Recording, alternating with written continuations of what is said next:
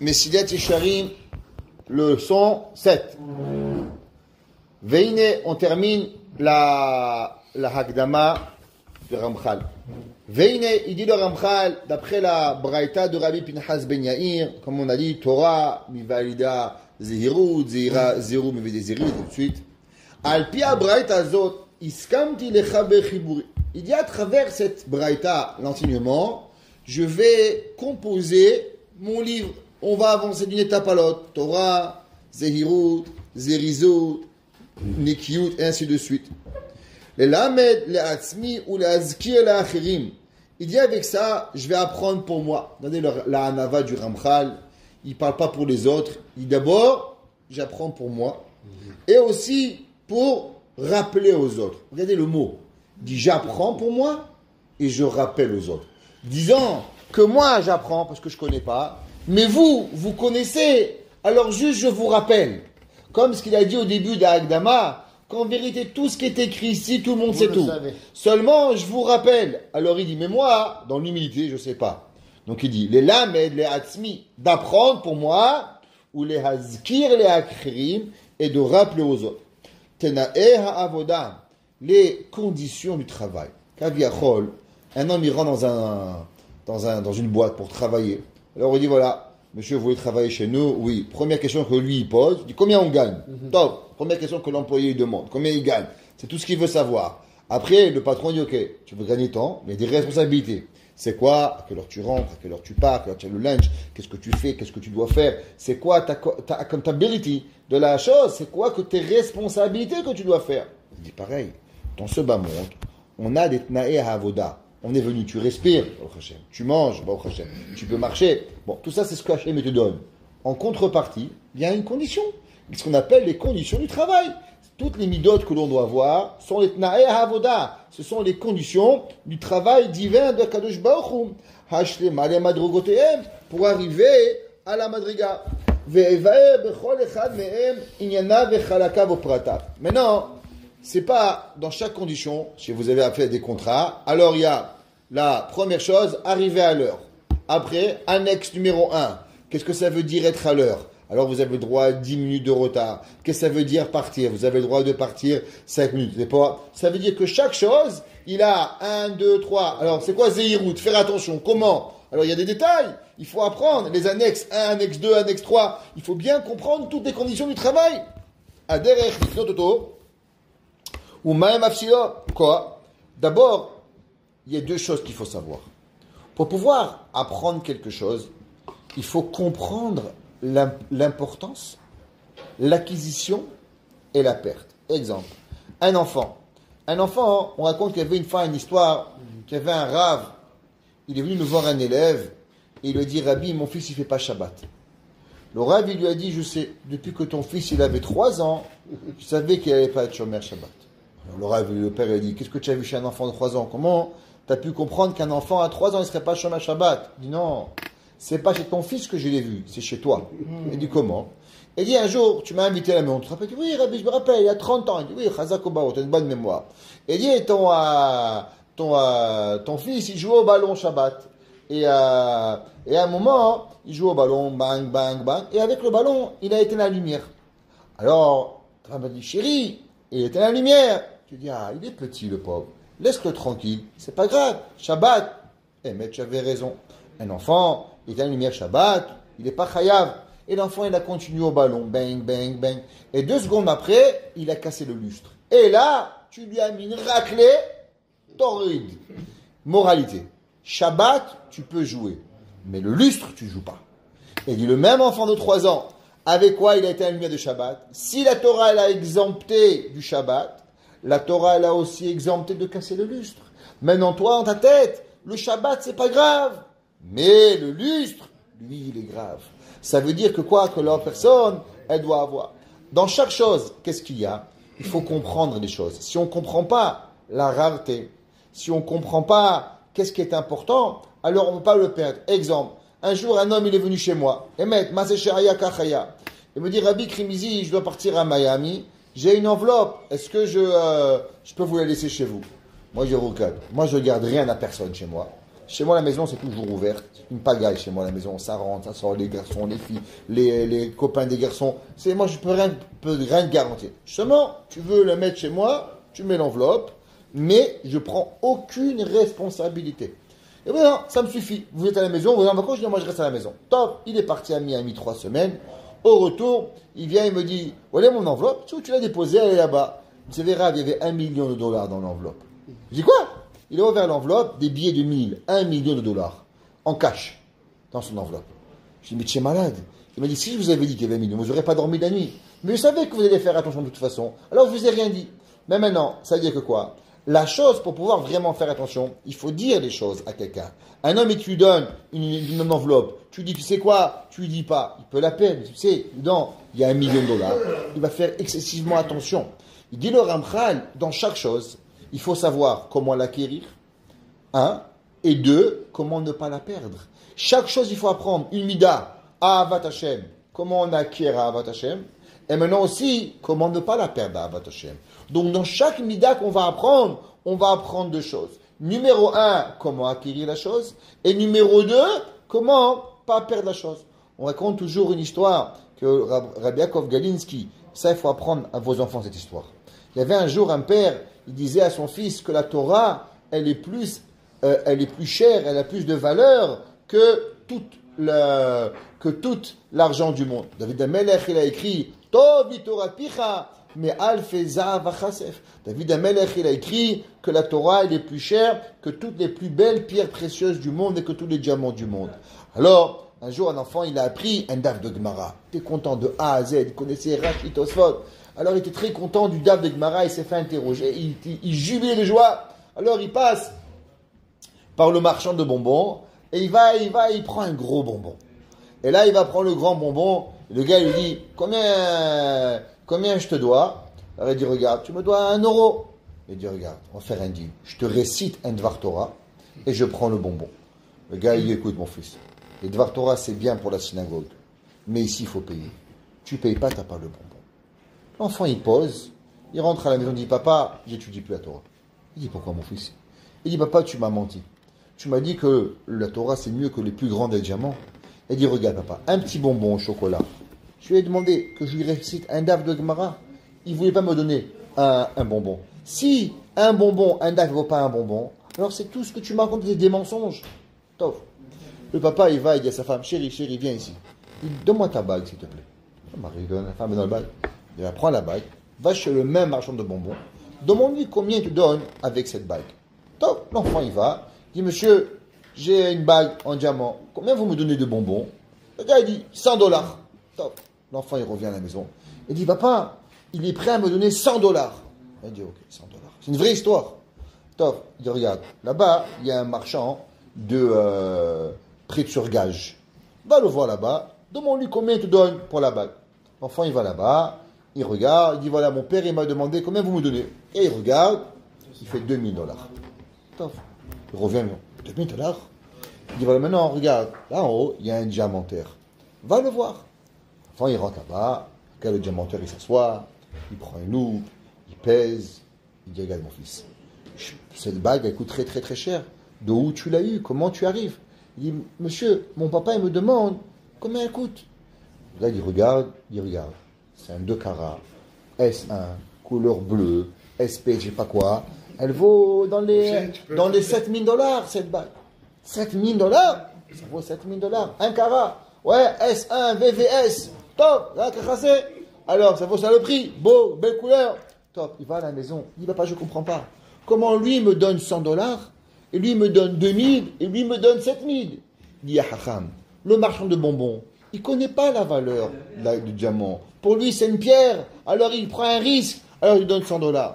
Le gars là-bas, lui, il veut voler tout le monde. Parce que c'est ça le marchand des prêts sur gage. Il connaît la valeur, mais lui, il vole. Mais le diamantaire, il a une responsabilité. Il a un homme honnête, il a une renommée. Lui, il te donne le véritable prix. Il dit, la Torah, c'est pareil. La Torah, qui c'est qui connaît la valeur? Est-ce que tu crois que le marchand, il connaît la valeur d'Agmara? Il connaît rien. Il connaît même la valeur du diamant, il ne connaît pas. Va voir le Rav. Il va voir combien le Rav est prêt de te donner pour un daf de Gemara. Et ça, c'est la vie. La vie, si on ne connaît pas le prix, alors on risque de tout perdre. L'amida, un homme, est-ce qu'il comprend qu'est-ce que c'est le casse? Un homme, est-ce qu'il comprend comment gérer les émotions? Comment il peut perdre toute sa vie? Il peut perdre ses enfants, il peut tout perdre. Sur quoi? Sur la perte de quelque chose. Il dit le Ramchal, c'est pas tout d'acquérir un diamant. Après, il faut savoir le garder. Si tu dis pas à la personne que c'est un diamant, il croit que c'est un bout de verre, elle le jette par terre, il tombe dans le robinet. Tu sais, madame, ça coûte de l'argent. Je dis pas ça, fais attention. Fais pareil, les bonnes midotes. Si tu sais pas que c'est une bonne mida, comment tu vas apprendre à arriver? La Torah nous dit le Ramchal, la personne il doit savoir à combien elle est la chose, comment l'acquérir, et aussi de ne pas perdre les choses, de faire attention. Il y avait un jour un ami à moi, il avait ouvert une compagnie d'or. Et il n'arrivait pas à gagner de l'argent. Et un jour, il a fait venir quelqu'un qui lui a dit, vous savez, vous perdez l'argent. Quand vous coupez l'or, toute la poudre d'or en bas, vous ne la récupérez pas. Et cette poudre d'or, c'est ça votre bénéfice. Chaque jour, 1 gramme, 2 grammes. Il fait, moi chez l'OMS, c'est de la poudre. Oui, mais à la fin de la journée, la poudre, plus de la poudre, plus de la poudre, ça fait 1 gramme. 1 gramme, $50 en plus que vous n'avez pas pensé. 50 grammes, fois 5, 350, fois Et à la fin, et c'est comme ça qu'il m'a dit qu'ils sont en perte d'une très grande compagnie. Et il m'a dit, il a une compagnie qui revient récupérer l'or, l'argent, rien que dans la poudre. Des fois, on ne sait pas. Si tu ne sais pas où est ta perte, alors tu ne peux pas avoir gagné rien du tout. Et ça, c'est généralement dans les grandes compagnies. Quand les compagnies, elles sont en faillite, et on veut faire une restructuration, première chose, on veut patcher. Où elle est la fuite? Où elle est la perte? C'est là que je dois savoir où elle est ma compagnie. Pourquoi dans ma compagnie il y a une perte? J'achète, je vends. Là, tu dois faire de l'argent. Pourquoi ça ne fonctionne pas? Pareil, dit le Ramchal. Première chose, c'est acquérir. Deuxième, pas perdre. Parce que tu peux acheter. Mais si tu perds, c'est pire que tout. Lui, tu ne travailles pas. Je ne suis pas là. Mais si tu travailles, tu te fatigues, tu vends. Et en plus, tu n'as pas d'argent. C'est la catastrophe qui va t'arriver. Un homme, il travaille les midotes, il devient une bonne personne. Mais il n'arrive pas à maîtriser ses midotes. Alors, il va avoir tellement de peine. D'accord? Va derrière l'ishamer mehem. Et le chemin aussi de les garder. Kiekra bo ani vechol mishimtsa bonachat leman nilmad yira et Hashem Elokeinu. Enfin, tout ça c'est pour pouvoir craindre Dieu, notre Dieu. Velotishkar mibenu chovotenu lefanav. Et ça c'est une phrase magique. Les gens et le monde, ils pensent que les gens leur doivent tout. Mais ils oublient qu'est-ce qu'ils doivent aux gens. C'est la vie de tout le monde. On vit dans un monde où on pense qu'on a des droits. Et on a des droits, on a des droits, on a des droits. Chacun de nous. On ne va pas se cacher. Il y en a plus, il y en a qu'un moins. Mais on pense toujours que l'humanité nous doit tout. Mais on oublie que c'est nous qu'on doit. Mais en vérité, pareil avec Kadosh Baruch Hu. Tous les jours, on pense à Hachem. Tu me dois, tu me dois, tu me dois, tu me dois. Et donc, qu'est-ce que tu dois à Kadosh Baruch Hu? Est-ce que tu te rappelles ce que tu dois à Boré Olam? Le Ramchal, plus tard, il donne un machal qu'on va revoir. On va le dire maintenant. Il y avait deux personnes sont invitées à un mariage. Un gars, le matin, il arrive, il a une tête de Tchabeb. L'autre, il arrive, une tête magnifique. C'est Souvé Simchou, Tchabeb, on fait la tête. Tchabeb. Alors, un, il arrive, il a la tête de Pourim. Il dit, écoute, t'étais hier. Il dit, moi, j'étais à un mariage. Il dit, moi, j'étais à un mariage. Il dit, je comprends pas, on est dans un petit village ici.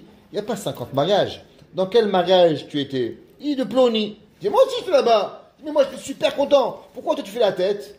Et tu sais quoi? Moi, on m'a mis au bout du mariage. Il y avait la musique, comme ça. La soupe a été froide. Le vin il était pas chaud. Le poulet, il était pas bien. C'était une catastrophe. Wow. Il dit, quelle table tu étais? Il dit, juste derrière toi. Quoi, t'étais pire que moi? Il dit, pourquoi toi, t'es tellement heureux? Il dit, moi, qui tu es, toi? Il dit, moi, je suis le cousin du Khatan. Il dit, je comprends. Parce que toi, tu aurais voulu être à la table d'honneur. Il dit, comment tu sais? Il dit, toi, tu aurais voulu qu'on te fait du kavod, tu aurais voulu... et tu as raison, il s'explique. Toi, tu es arrivé au mariage avec plein d'attentes. Alors, comme tu n'avais pas tout ce que tu as eu, toi, toute ta vie a été ratée. Dis-moi, moi, je t'explique. Moi, je connaissais ni le khatan, ni la kala. Moi, je crevais de faim, et j'avais envie d'avoir un bon morceau de viande. On m'a dit qu'il y a un mariage, je me suis faufilé, je me suis mis le plus loin possible pour qu'on ne me voie pas. Moi, je pensais crever de faim hier soir. J'ai eu de la salade. j'ai eu du poisson, j'ai eu de la soupe, j'ai eu de la viande, j'ai eu du vin blanc, j'ai eu du vin rouge, j'ai eu du champagne, j'ai eu de la musique, j'ai eu des amis, j'ai eu tout. Moi, je pensais rien avoir. À la fin de tout, j'étais super content. Pourquoi? Parce que mes attentes, elles étaient à zéro. Toi, tu avais tellement d'attentes qu'à la fin, tu n'étais pas capable de profiter. Il dit le Ramchal, ça c'est ce qui va arriver quand la personne, elle oublie ses responsabilités envers Kadosh Baruch Hu. Il dit Dieu, donne-moi, donne. Apple, iTech, iPod, tout, tu veux rien prendre. Mais qu'est-ce que tu donnes? Tu veux rien donner à Kadosh Baruch Hu. Le Ramchal nous apprend, et que ce livre-là, pas oublier nos obligations envers Boré Olam. À Kadosh Baruch Hu nous donne, on doit la simcha, on doit la hava, on doit la yira, on doit la gentillesse, on doit l'imouda Torah, on doit la tzedaka, on doit pas de s'énerver, on doit les midot. Tout ça, ça fait partie de nos obligations envers Akadosh Baruch Hu, qui va nous donner. D'accord? Ve'asher chomriut ateva mishtadel le'asir belibenu hakriya va'istaklut yale al zichronenu. Il dit le Ramchal. Dans la vie, généralement, tu dis à un enfant, regarde mon fils, un adulte, ce bijou il vaut $1 million, garde-le. Tu n'as pas besoin de lui répéter 100 millions de fois. Tu dis, monsieur, voilà, tu vois le coffre-fort, il est fermé. Tu l'ouvres, on va perdre de l'argent. Il ne va jamais oublier. S'il oublie, tu le massacres. Pourquoi? C'est dangereux. C'est comme ça.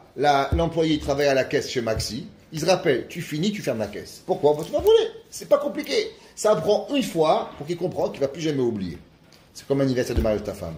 Tu l'oublies une fois, tu l'oublies plus jamais. Ok? Alors, pourquoi les midotes?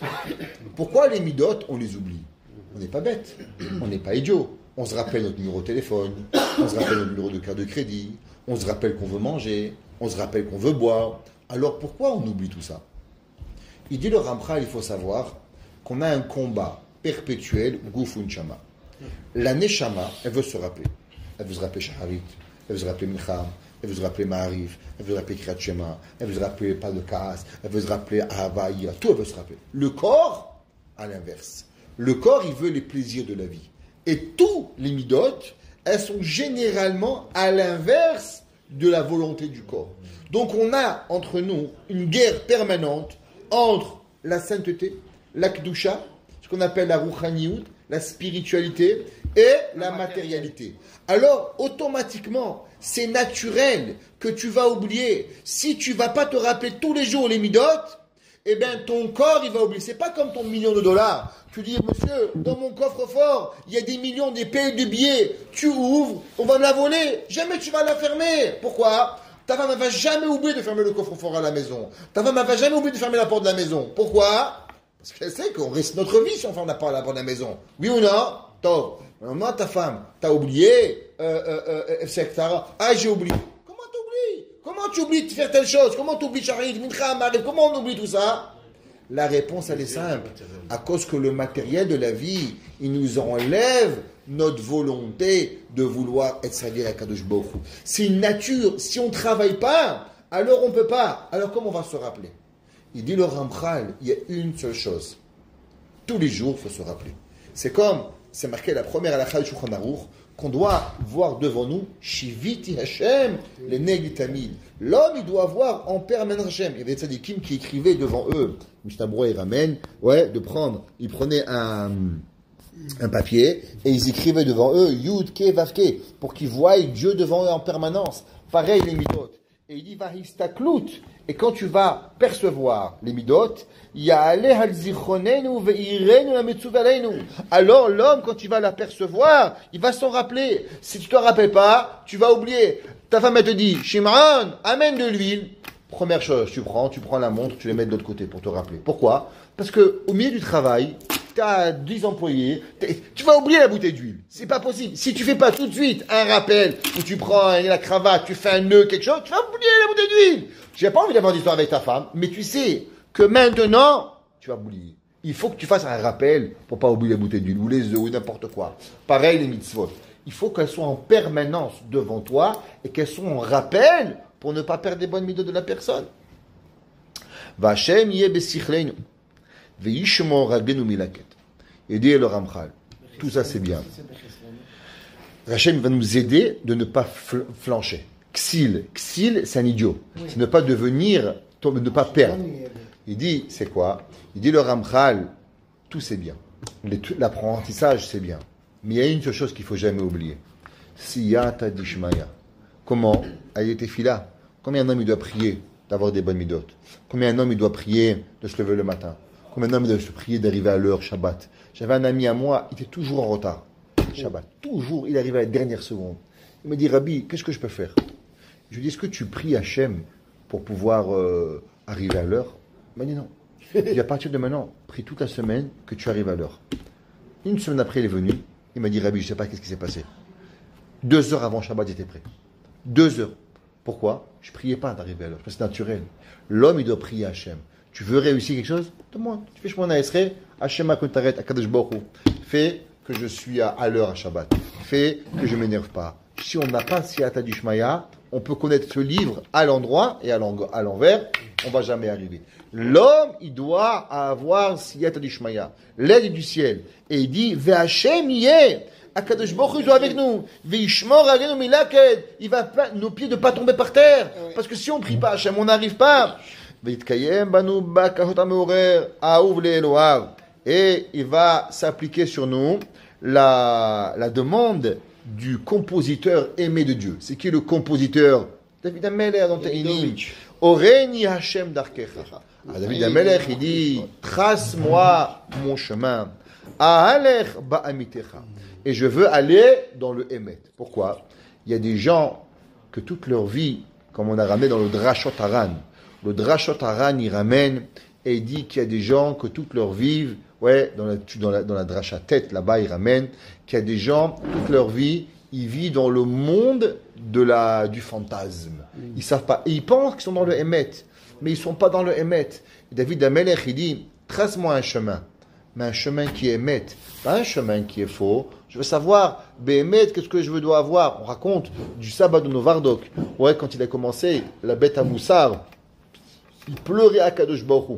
Il disait à Kadosh Baruch Hu, je t'en supplie une seule chose, fais que jamais je suis dans le Sheker, que je suis seulement dans le Emet, que jamais je fais des choses qui sont pas dans la vérité. Comme ça, le sabbat de Novardok, il prie à Kadosh Baruch Hu. Le Ramchal, il dit que David Amelech, il avait une seule peur. Est-ce que je suis dans le Emet ou est-ce que je suis dans le faux? David Amelech, on a essayé de le tuer, son fils, le peuple juif voulait le tuer, Shaoul Amelech, son beau-père.